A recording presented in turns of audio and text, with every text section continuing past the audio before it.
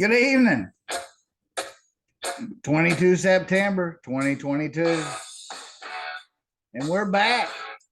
We're here to talk politics in the Panhandle. That's right. We're going to get after it. We're all going to get fired up. November's coming. We're going to hold these people accountable and take back America. That's what we're going to do. So without further ado, tonight's edition of Panhandle Politics is we're going to stay on the subject of the sales tax. No sales tax.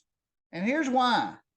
You know, if you listen to the crap with Robert Nelson or you're calling from another county, he's just a political suckface who would hump a dog's leg probably to get some attention from the BCC. But the reason Robert wants the tax is he's really a Democrat that wants everybody else to pay for what he wants. I heard he bought some property and wants some paving in this tax from everybody else. Well, you need to pay for your own damn paving around your business there, Robert. But let's get into the thing about what the problem is with the sales tax. Well, the biggest problem is these idiots want us to trust them. And let's go over their recent record. The audit of what they plan to do with this tax, they're not even hitting about 50% on their fiscal responsibility. You need to go read this report. They're failing miserably in many sections without question. And it's not like they don't know they had a problem. They acknowledge they've had a problem for years. But, you know, they keep screaming infrastructure. We don't have this money. We don't have it. Well, you got $41 million in new money is the estimate I heard, just from because you didn't reduce the millage rate and the property values went up billions. So you got 41 millions plus is what we understand that you know about for infrastructure. But let's talk about what caused the infrastructure problem. It was you dumbasses, you dumb idiots, and some of the boards before you, and the planners and the corrupt engineers and Clay Atkinson and people like that. Stupid people who don't know how to follow a comp plan. That's how we got here. You people keep taking land and voting for approval of it when the road was designed mostly for homes on 2 homes per acre. And then you put 10 houses per acre. You put it at whatever you want it. You claim you can't stop it. Even the roads and schools and drainage and everything else can't handle it. No recreational activities. You're stupid enough to believe you can't vote no on something because it just doesn't fit the community or the infrastructure. But you'll approve it and then scream, oh my God, the water's got nowhere to go. The roads can't handle it. Where are these people going to school? And we need money.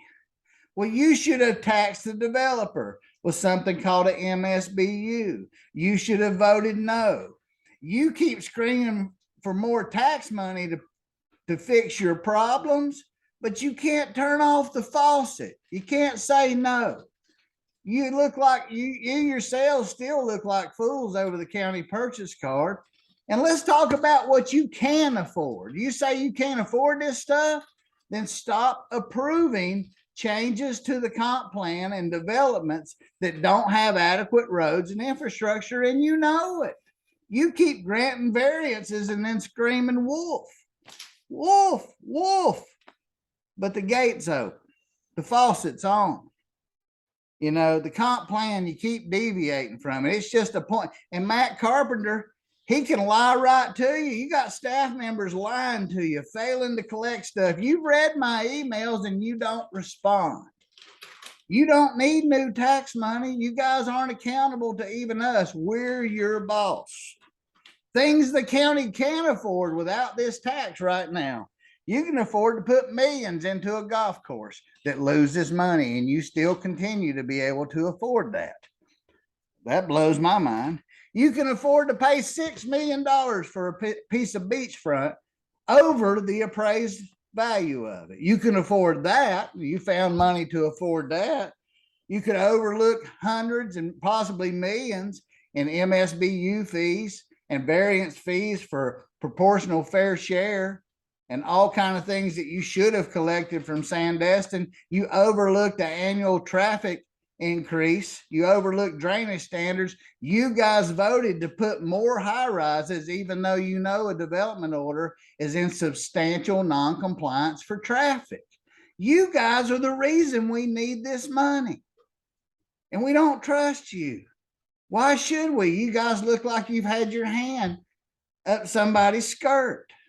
And some of you, that was true. We can't get the emails or we'd prove it. This tax is ridiculous. And you need to come up with some accountability in-house. You need to stop the problem. You need to go hold these developers accountable. And when somebody wants to build a neighborhood with no infrastructure, put it in, charge them a municipal services benefit unit tax, and share it among all the property owners who are going to live there. Don't get the rest of us to pay for somebody else's variations and deviances from the requirements. You guys are idiots. You don't buy a Ford Ranger pickup truck and then put a F-350's worth of gravel down it. That's the same thing as putting huge developments down roads that weren't intended, and you know they're not intended. Your engineers are willing to tell you stuff's in compliance when the state's told you it doesn't. These are your problems. You are the problem. And that's why we're asking you be investigated. So don't tell us we need another tax. What we need is accountability. And what we need is for you to put a sock in it, Danny. And that's what we need. Because we ain't going to get no accountability from this guy.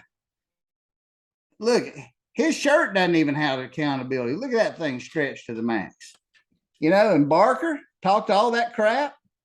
Danny Glidewell said to me that if the planning department and legal could not produce the documents that proved that they were in compliance or had done NOPC, that he would stand up and stop that law from being broken.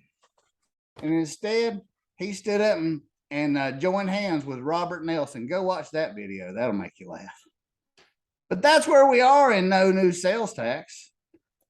Chaz is the Tiger King is trying to break into the scene. Do you believe him? Yeah, you believe that guy? Does anybody? How about him? Nope, can't believe him. Can't believe him, and you sure can't believe Mr. Carpenter, who's in charge of planning, who allows all these rules to be broken.